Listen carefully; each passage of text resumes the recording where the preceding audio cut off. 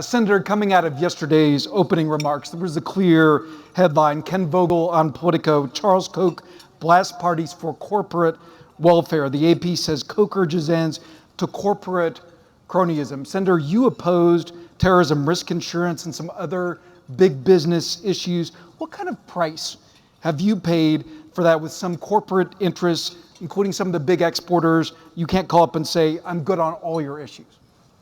I'm not sure we've paid a price. I mean, some people don't like it. For example, Florida, I believe, is the second largest state in terms of recipients of the EXIM Bank loans.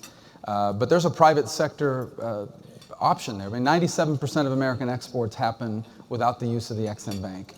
With TRIA, the terrorism risk insurance, that was created as a temporary program in the aftermath of 9/11.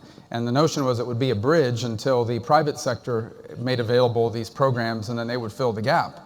Well, that now exists. There exists private sector options for terrorism insurance. And so, in my mind, the need of that program was no longer in place. Now, Senator, there's one notable exception to this. What do you think I'm going to say? Sugar. Big sugar, exactly.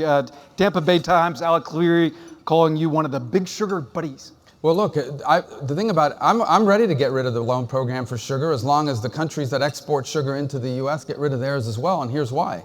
Otherwise, Brazil will wipe out our agriculture, and it's not just sugar, it'll be citrus and everything else, and then they control our food supply.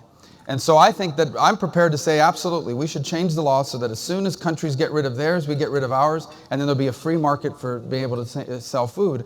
Otherwise, these other countries will capture the market share. Our agricultural capacity will be developed into real estate, housing and so forth, and then we lose the capacity to produce our own food, at which point we're at the mercy of a foreign country for food security. And if you think energy security is problematic, food security would certainly undermine our ability moving forward as a nation.